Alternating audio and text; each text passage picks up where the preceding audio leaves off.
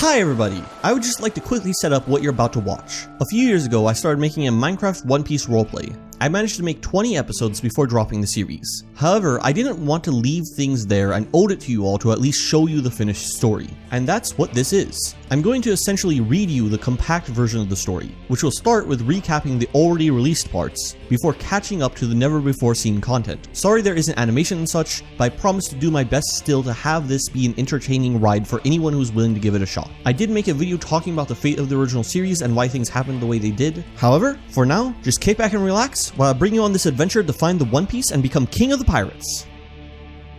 We start on the brig of a ship, where a young man covered in knight armor wakes up in a disoriented state. Wait, that's where the story starts, right? Anyways, they can't remember how they got here, but don't have time to dwell on that. Because right after seeing the bars, he begins to freak out at the prospect of being brought back to prison. Right as the panic is about to reach its peak, the boy notices that the door was in fact left unlocked. Immediately, he proceeds to rob the lower deck without a moment of thought. After stealing literally all the food on board and a spare stone sword, he heads to the upper deck, where he instantly stumbles across a member of this pirate ship's crew. How did you get out? The door was unlocked. The pirate has a sword on him and is covered in cybernetic enhancements, with his face entirely veiled by a large metal helmet. You're a swordsman, right? Great. I had been planning to get some extra practice in. The swordsman steals a glance at the clown flag. Fine. I, Falcon, will handle this. The two exchange blows, their blades crossing, causing each side to slide back from the impact. Oh, are we calling out our names? Then I, Dragon, will handle you handling this. That sounded better in my head. With neither side able to contain a clear advantage in the fight, and both swordsmen equipped with unsharp blades, they leave each other without any mortal wounds. The only difference maker between the two swordsmen is the speed at which Dragon could strike. His superior speed eventually subduing Falcon and allowing him to swipe the enemy's blade away from him. Having been bested, Falcon employs an obvious last resort bluff, claiming his captain to be stronger than himself. However, our knight promptly has already begun to ignore Falcon because he found a cool sword. Why are all the swords on the ship dulled? The knight then makes his way up to the crow's nest and encounters the captain of the crew, an elderly clown man easily recognizable as a Yonko of the Sea. That nose is massive! Did you just call me Big Nose? Sorry, Captain Buggy, sir. A fight ensues with the enraged Yonko. Remembering the legends of Yonko Buggy's anger, the knight knows that there isn't any way to avoid this fight now. However, the fight is shockingly easy and Buggy goes down almost instantly. Dragon then immediately robs the unconscious Buggy of his valuables, a devil fruit, his weapon, and his red nose. Which, stealing a literal body part of an elderly man is almost enough to cause our hero to feel remorse. Almost. Our fearless hero then heads up to the mast of the ship and commandeers it, in order to head out on a new adventure. He proceeds to nearly instantly crash the ship and set it on fire at the same time. After taking the other two off the burning vessel, he half-heartedly says he might pay Buggy back for the ship one day. After I find the One Piece, it shouldn't be any skin off my nose. Poor turn of phrase. Falcon seems to perk up at this proclamation. The One Piece. Yeah, after all, I am going to be king of the pirates. And that's the end of the first episode's summary. It actually sounds like a lot when you articulate it like that. As I keep recapping the series, I'm going to occasionally pop in like this to talk. Some of you might have picked up on the fact that a small number of details have been changed from the original, such as a couple of lines of dialogue. This is something that I'm going to do throughout this story summary / audiobook type thing. Nothing too major, just a few things here and there to improve the listening experience overall. I'm also going to mention now that we are essentially covering the first major story arc in this video, with the story arcs essentially serving as episodes, at least for now. Since we're back on the same page, let's go into episode 2. We find ourselves on an island with medieval architecture. If it wasn't already obvious enough, this is the hometown of Dragon. And after finally making it back home after all this time, the first thing Dragon does is try to raise some money for the journey ahead. They sell what they can and net basically no belly. Even with barely any belly to his name, this doesn't stop a rogue pirate from jumping Dragon for their cash. This does not end well for the pirate. However, it does give Dragon an idea that if there are pirates here, perhaps there might be some potential crew members out there to recruit. There weren't any pirates when I left here, but it has been 3 years. A lot changes in 3 years' time. After not successfully trying to barter for a boat, Dragon decides the only thing left to do is eat his newly found devil fruit. After doing so, he turns into a buffalo. It takes some time, but Dragon comes to peace with his newly acquired powers, claiming that he is a buffalo, and he is proud. With little options left, Dragon decides to head to a place called the Arena to make the needed money. We then cut over to Falcon, the swordsman from earlier, getting drunk in a bar.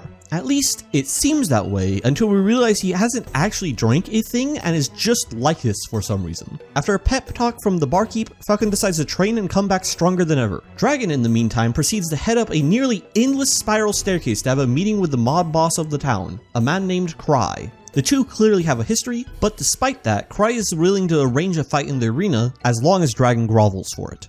Swallowing his pride, Dragon does so, but clearly becomes progressively more ironic in his praise. The time comes for the match, where it is revealed that the arena is a hand-to-hand fight between two fighters, until one is no longer left standing. Dragon walks out and starts working up the crowd's excitement, before using his Devil Fruit to turn into a Zoan model buffalo, and accidentally taking down the opponent in one shot. He promptly, awkwardly leaves the ring. Dragon receives his payout and heads back to collect his items from storage, completely ignoring the staff telling him to stay out because someone is currently occupying the room. Dragon saunters in, still riding high from his win. Haha, nothing could possibly get in my way now. Dragon turns the corner, coming face to face with Falcon. The swordsman becomes enraged at the sight of Dragon and explains that his injured pride called for him to leave his crew, which he was banking on to enter into the Grand Line.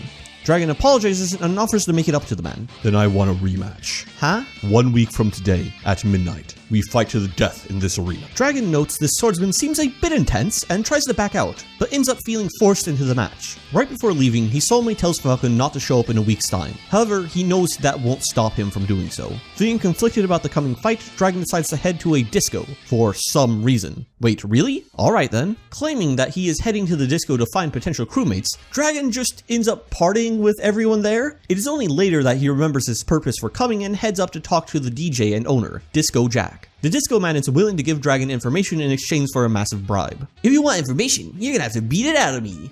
Dragon proceeds to try and beat the information out of Disco Jack. However, even with his new Devil Fruit abilities, Disco Jack turns out to be the toughest fight yet by a long shot. Dragon is knocked out cold and tossed into the local fountain. Coming to, he realizes two things. One, that his Devil Fruit was artificial and thusly temporary. And two, never mess with Disco Jack again. At least that's what a smart person would do. Dragon spends a couple days training and proceeds to have a rematch with the DJ. Using his superior sword skills, he's able to subdue Disco Jack's kicking style and force information out of him. Disco Jack points him into the direction of a madman named Quickshot. On the way, Dragon is lost in thought about his previous loss and his new information. He then slips into some water, which prompts him to remark that if he had a real Devil Fruit, he would be dead right now. Dragon, using his impeccable social skills, gathers information from an androgynously masculine woman barkeep who says that Quickshot gained his bounty from killing a vice admiral. However, it seems to be an unsubstantiated rumor that doesn't stop a handful of ruffians from apparently following him around and begging him to become a pirate captain, but he always gives the same answer, that he will never be a pirate. All this new information excites Dragon and he heads out to find Quickshot. On the way, Dragon must sneak by multiple marine patrols, which, given that he doesn't have a bounty, seems to be more out of habit and an image more so than a necessity.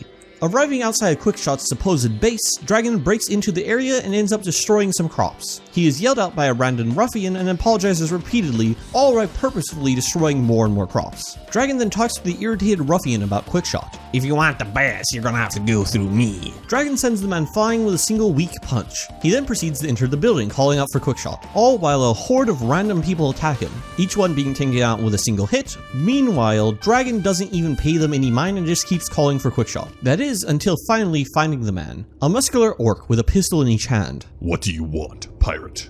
Wow, you can tell I'm a pirate? All pirates have a certain disgusting aura to them. Neat. Sorry about your boys. Don't be. They are mere annoyances.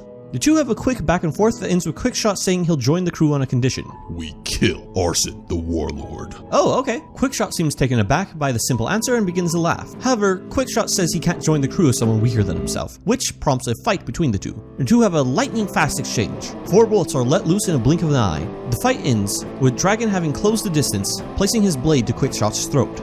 Seems you win. It seems that way. The two fighters lower their weapons, both playing the encounter over again in their minds. The first 2 bullets were deflected by the sword, but the next 2 caught Dragon off guard. However, without hesitation and insane speed, he steps into the shots. 2 lines of blood begin to flow from Dragon. The bullets have grazed him. Quickshot says he will join the crew. He just needs time to prepare. Dragon also has his own business to take care of, so the two part ways for now. On his way back to the city, Dragon begins to talk to himself. Why was it he was holding back? Realizing that there is more to Quickshot than what appears on the surface, but there isn't anything he can do about it now, Dragon decides to just focus on his upcoming rematch. Still feeling bad about losing his Devil Fruit powers, something clicks in Dragon's head, a training regimen that could make up for his lost power. Dragon finishes up his training and we see that it was very focused on cardio. Cutting close to the meeting time, the pirate heads over to the arena. The two meet inside and at the stroke of midnight, the fight begins. Falcon rushes forward to strike, only to find Dragon vanish from his perspective. Turning around, he spots the fighter. Unable to see through what happened, Falcon tries to strike again, only for the same result to happen. Here, Dragon reveals that he didn't exactly go all out in their last fight, that his strongest ability isn't exactly easy to use on a small ship, but he's been training to use his power as more than a quick boost. Dragon unveils a technique called Soru, which allows him to move at impossibly high speeds. He then says that he could use it to go in a straight line before, but now it's more versatile and worked into his fighting style. Using this massive speed boost, Dragon begins his counterattack. However, Falcon is able to narrowly block the coming blows. Even with the massive momentum, Dragon's blade can't reach past Falcon's strength. His defenses proving to hold solid. The select few hits that slide past the block are met with Falcon's metallic body, which easily stop the glancing blows. During the fight, Falcon adjusts to Dragon's insane speed and begins landing blows of his own. The damage begins to add up, and all Dragon can do is use his speed to play keep away. I'll defeat you, for my honor as a swordsman. Forced against the wall, Dragon has to come up with a winning strategy to survive. Calming down, he analyzes his opponent, noticing a few areas where he drew blood. Understanding that Falcon isn't 100% robotic, Dragon decides to strike at Falcon's weak points. Using Soru, Dragon avoids Falcon's swings and continues to add on more and more damage, all while taunting Falcon that he is in fact going to kill him. Dragon is clearly doing this to get Falcon to concede so he doesn't actually have to go through with it though. Eventually, Falcon loses enough blood that he can no longer fight back. He simply remains standing in the middle of the arena, his pride not allowing him to fall here. You win. Kill me. I refuse. What kind of pirate can't take a life? Dragon expresses that he doesn't actually want to kill, that he is unwilling to take a family member away from someone, because he knows what that feels like and doesn't wish that pain upon anyone. These words seem to resonate with Falcon, and for a brief moment, he can view things clearly. Falcon comments on the fact that he isn't strong enough to accomplish his goal. This is when Dragon offers Falcon a spot on his crew, that if he isn't strong enough to reach his goal on his own, he can do it with the help of the crew. I'll join you, Captain, but get in my way and I will cut you down. Ha ha ha, you aren't kidding. Why is it I seem to be attracted to the crazy ones? Dragon helps Falcon walk as the two exit the arena. As they do, Dragon notices the sun is in the middle of the sky. They fought all night. On their way out, Dragon begins to jump around celebrating, seemingly revitalized from getting a new crew member. He then casually begins to destroy property because, and I quote, "Cry is an asshole." Dragon then says he has one thing left to do before they can head out to sea. The two stop by an abandoned building. Why are we here? What is this place? It's where me and my sister live together. Dragon heads inside alone to say his final goodbyes. After taking a few moments, he begins to speak. I'm finally ready to make good on my promise. I'll collect the world's riches. Everything this world has to offer will become mine. I'll find the One Piece. I promise. Telling his sister that he loves her and asking her to keep watching over him, he heads out. Pulling out a flint and steel, Dragon starts a fire. As the fire spreads, Dragon begins singing a nursery rhyme in a comforting voice. He walks out as the building begins to go up into a blaze. Without looking back, he walks up to Falcon. Even with his mask on, Falcon can somehow tell the man is smiling. Come on, let's go get the One Piece. Finally, having assembled a crew and having bought a ship titled the Gem of the Sea, the trio are now ready to head off to sea. That is until Dragon turns around to see Cry surrounded by bounty hunters. Cry tells Dragon that he can't let him go since the 3 bounties add up to over 30k, which immediately causes Dragon to dance around in celebration at their combined bounties being that high. Having annoyed Cry for the last time, the man has the bounty hunter strike. The trio all easily dispatch their own opponents in the fight, leaving Dragon and Cry face to face. Dragon says that Cry isn't worth it and begins to turn and leave. Still too scared to actually get your hands dirty? Too scared to do anything beyond steal for that waste of space, sister? That's why I had to do what I did. What? Cry explains that the final job he sent Dragon on was a setup to get him arrested, that his attitude had got on his nerves and he wanted to teach him a lesson. Something ends up snapping inside of Dragon in that moment. Suddenly, everything goes dark as the void. Dragon finds himself having an out-of-body experience where he stares on at himself. I couldn't afford the medicine from jail. From my perspective, I did you a favor. Finally got to cut that dead weight loose. Dragon watches himself lunge forward without thinking. Dragon uses Soru, plunging his blade in Cry. The man coughs up blood as the blade is slid out. Cry stumbles back, cursing Dragon's name. I hope you rot in hell with your sister. With his dying breath, he slips off the dock into the water below, which is steadily dyed red. Damn it, Cry. The blood water soon turns black, and the water itself follows suit. The dragon watching himself feels a sharp sense of pain course through his body. The world begins to collapse around him. He only manages to catch a final ghostly glimpse of a shadowy figure before snapping back to reality. The boy finds himself staring at Cry, as if nothing had happened, but yet still feels a sense of what he saw was in fact very real. Speechless, overwhelmed, with emotions running high and downright confused, Dragon speaks out to Cry. Cry, remember when I decided to start calling myself Dragon? What? In a world of pirates, I was raised on a story of a knight. Even within those stories of knights, I still found myself caring more about the dragons they faced. I knew I couldn't be a hero like the knights, so I chose to be something else. And there's nothing more villainous than a dragon. What are you blabbering on about? I was wrong though. I'm not just a monster. I'm also the man who controls it. What do you? Goodbye, Karai. Thanks for everything. Dragon soars forward, decking Karai in the face and sending the man flying back at sonic speeds. His body flies towards his ridiculously tall tower and crashes into it. The tower crumbles down with the impact. After taking a moment to sort through his emotions, Dragon lets out a breath and turns back to his crew. He's about to crack wise about Karai being sturdier than he looks, but is cut short when he notices that Quickshot is missing. Falcon claims he slipped out during the commotion. Not having time, because the Marines are likely on their way, the two hop onto the boat and sail to Quickshot's hideout. Of course, after such an emotional time, it's really no wonder that Dragon instantly crashed the new ship in the middle of the ocean, and the best they might try to fix it, the boat capsizes. Well, maybe a boat just isn't for us. You suck at sailing. And there we are, folks. We made it to the end of the first story arc, which I guess we'll call Medieval Island. We already are at a breakneck pace, but that speed won't be slowing down anytime soon. Again, a couple of changes in the last couple of episodes from the originals, but nothing too extreme. I think I'm liking how the series is coming out thus far, but feedback would really be appreciated. Whether you want more time given to each episode, less time, more changes, more spoken dialogue moments, or really just anything that comes to mind. The main thing I'm finding enjoyable is adding in some extra depth to the fights. Obviously, not a lot can be done with in-game Minecraft fights, at least not until I started hardcore editing, so retouching these old fights to add in greater depth has been fun. However, those with sharp memories might have recognized a larger change. Even with those of you who haven't watched the original probably picked up on a particular scene that had some extra importance to it. I wonder how that's going to develop. Of course, if you enjoyed this episode and want more, please do support the series however you can. Again, YouTube is a side thing that I have to find time to do. Not to mention if I do eventually generate new assets for the series as it continues, that could cost a huge amount of time and money, which I won't be able to recoup because I'm not in the partner program. But if the series does good enough, I might be able to reapply and perhaps that could cover the future costs. Subscribe and stay tuned for the next one. Until then, bye everybody.